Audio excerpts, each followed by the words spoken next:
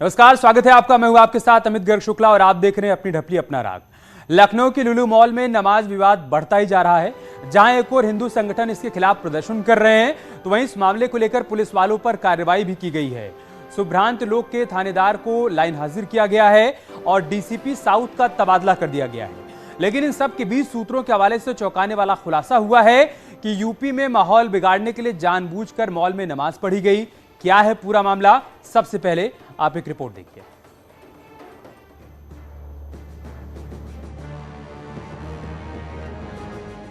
लुलु mall में नमाज की रची गई साजिश।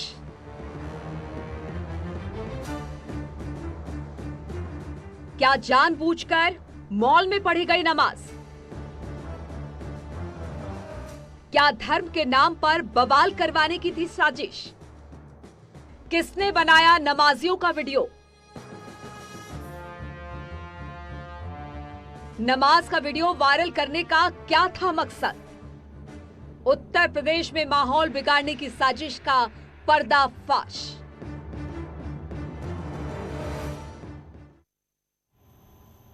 और इसी मुद्दे पर चर्चा करने के लिए हमारे साथ खास मेहमान भी जुड़ रहे हैं।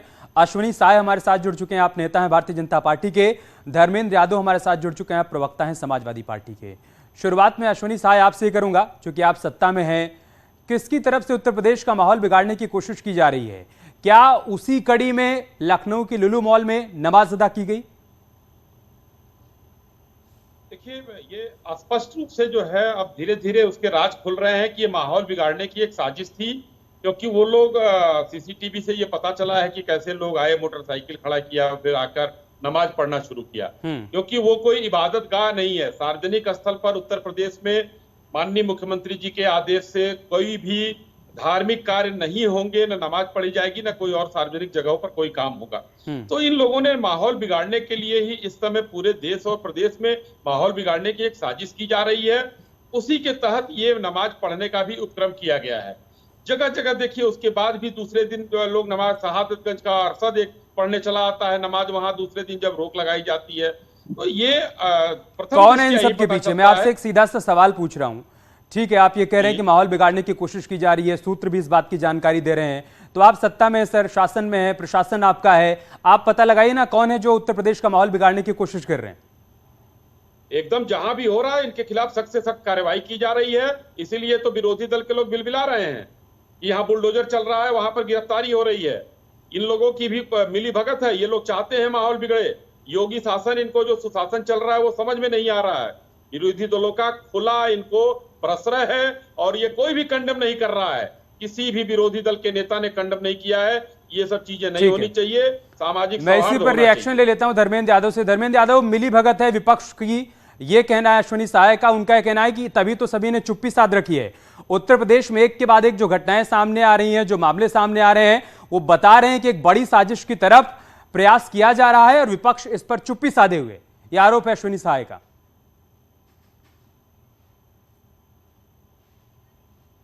अमित जी, अश्विनी जी खुद ही कह रहे हैं कि योगी जी का कुशासन चल रहा है, किसी को पता नहीं चल रहा है। तो ये जब खुद मान रहे हैं, बहुत बड़ी बात मान रहे हैं आपके चैनल पे। दूसरी बात यह है कि योगी जी जिस जगह पर जाएं, वहां पे सांप्रदायिकता की बात ना हो, सांप्रदायिक भावनाओं को ठेस ना पहुंचाया जाए, दो लोगों को आपस में लड़ाया ना जाए, ऐसा संभव हो ही नहीं सकता है। भारतीय जनता पार्टी का जो सांस लेता है कोई नेता, तो भी उसमें सांप्रदायिकता को भड़काने का प्रयास रहता है उसका। तो उसी के चलते आज ये स्थिति पैदा हुई है। नहीं तो मुझे बता दीजिए कि किसी इतने बड़े मॉल में इतने तामझाम से उसका इनॉग्रेशन हुआ, मुख्यमंत्री जी उसमें चले गए और उसमें भी साजिश हो जाए। मुख्यमंत्री जी जिस मॉल का उद्घाटन करें उसमें साजिश हो जाए और पूरा प्रशासन सो रहा है, प्रशासन को हवा भी नहीं लगी भाई साजिश हो रहा है। ये कह रहे हैं कि ये साजिश प्रशासन की मिलीभगत से हो रहा है या फिर प्रशासन करवा रहा है। आप ये कह रहे हैं कि बीजेपी के इशारे पर सब हुआ है? बिल्कुल करवा रहा है, बीजेपी के इशारे पर ही ये काम हो रहा है। अश्विनी साहब, एक भी बयान दिखा दीजिए धर्मेंद्र जी जिसमें आपके नेता का या आपके पार्टी के किसी का आया हो जो इसको खंडन किया हो।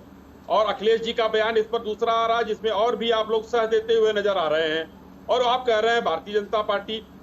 हम लोगों ने हर तरफ से शासन प्रशासन का, अभी जो लोग सोए थे उसको हटाया गया, उनको मैं आपसे पूछना चाह रहा हूं। आपने देखा होगा इस चीज को। यहाँ पर कहीं सोए थे भी ना, माहौल बिगाड़ने की कोशिश करेगा, चाहे वो समाजवादी पार्टी हो या कोई भी धर्म संप्रदाय के लोग हों, किसी को बख्शा नहीं जाएगा। ठीक है धर्मेंद्र जी, ये बहुत फाजिल अहमद भी हमारे साथ जुड़ चुके हैं, आप मुस्लिम स्कॉलर हैं, और राजू दास जी भी देखिए, हमारे साथ जुड़ असोनी चुके हैं, आप जी, हिंदू धर्मगुरु हैं। मैं आऊंगा आप लोगों के असोनी पास। जी 10 सेकंड, अमित जी 10 सेकंड। अच्छा ठीक है, आप ले लीजिए अमित जी 10 सेकंड। ठीक है। असोनी जी देखिए, असोनी जी बिल्कुल अच्छी बात कह रहे हैं, और इसी से स्वस्थ लोकतंत्र बनता है। ये मान रहे हैं कि अधिकारी सो रहे थे, यानी प्रशासन सो रहा, जो सो रहे उनको हटा दिया गया।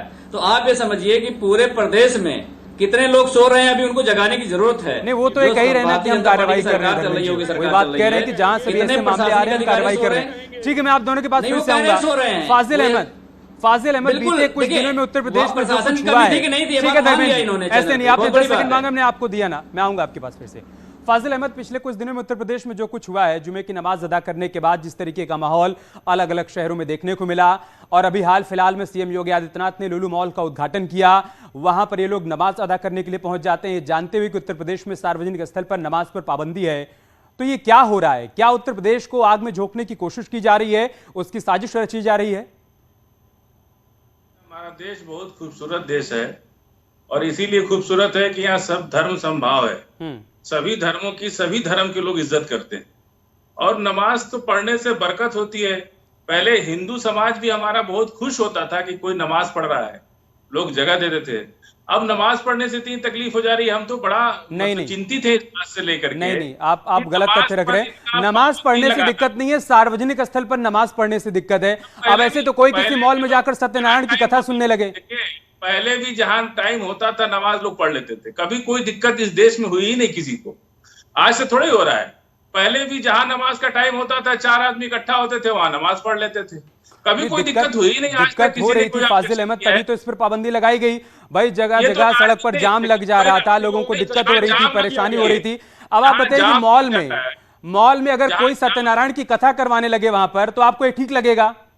अरे सर, कोई बुरा नहीं लगेगा, बिल्कुल बुरा नहीं लगेगा, खुशी है सर। राजू दास जी, ऐसे तो कोई कहीं पर भी इबादत करने लगे, कहीं पर भी भागवत कथा का पाठ होने लगे, कहीं पर सत्यनारायण कथा सुनी जाने लगे, कहीं पर कोई नमाज अदा करने लगे। भाई मॉल नमाज अदा करने के लिए थोड़ी ना बनाया गया है। राजू दास जी, नहीं देखिए, ये मुस्लिम स्कॉलर हैं, बहुत अच्छे प्रवक्ता हैं, इनको साधुवाद देता हूँ, धन्यवाद देता हूँ।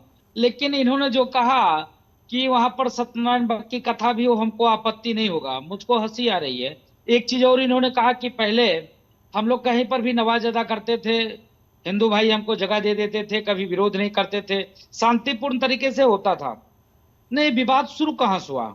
विवाद यहां से शुरू हुआ कि कभी हिंदू किसी भी चीज का विरोध नहीं किया। आप देखिए कि रामनवमी का जुलूस निकला, आपने पूरे देश में पत्थरबाजी किया, भगवान राम की प्रतिमा को जलाई, तोड़फोड़ किया, मारपीट किया। वो जुलूस जा रही थी तो मस्जिद से पत्थरबाजी की कौन जरूरत था क्या? उसके बाद हनुमान जयंती का कार्यक्रम हुआ, उसमें भी पूरे देश में यही स्थिति बनी। तब से हिंदू जागरूक हो गया है। भाई, यह बहुसंख्यक समाज के हम लोग हैं, और बहुसंख्यक समाज अल्पसंख्यक बन के रह जाए, और अल्पसंख्यक समाज जो इच्छा हो हिंदू देवी देवताओं को गाली दें, जो मर्जी हो कहें, धर्म के आधार पर देश की बंटवारा करवा दें। उसके बाद जो है, जब इनकी संख्या बढ़े तो स्कूलों में जो है वंदे मातरम नहीं बोलेंगे, प्रार्थना नहीं करेंगे। आप देखिए कि अभी झारखंड में 17 से 18 स्कूल ऐसे हैं जिसमें पटका लग गया उर्दू विद्यालय, वहां पर ये प्रार्थना नहीं कर रहे हैं। क्यों? क्योंकि टीचर को बता दिया, भाई पढ़ाना है तो नहीं तो चले जाओ, क्योंकि यहाँ मुसलमानों की संख्या ज्यादा है, यहाँ शुक्रवार को छुट्टी होगा, तुम्हारा कानून नहीं चलेगा। गजब बात आप करते हैं। विषय बहुत गंभीर है, हल्का में नहीं है। विषय गंभीर यह है कि उत्तर प्रदेश के योगी जी के ऊपर मुझको विश्वास है, क्योंकि यहाँ कानून का राज चलता है। कानूनी प्रक्रिया के तहत हम लोगों ने मांग किया था प्रशासन से कि अगर वहां पर नमाज होगी तो मैं राजू दास भी हनुमान चालीसा का पाठ करूंगा। लेकिन देखिए, ठीक है, आप देखिए, एक मिनट रुक, ज्यादा नहीं, मैं पूछना चाहूंगा, सारे लोग बैठे हैं। हनुमान चालीसा पढ़ने वाले की गिरफ्तारी हो जाती है, लेकिन जिसने नमाज पढ़ा उसकी अभी तक गिरफ्तारी नहीं।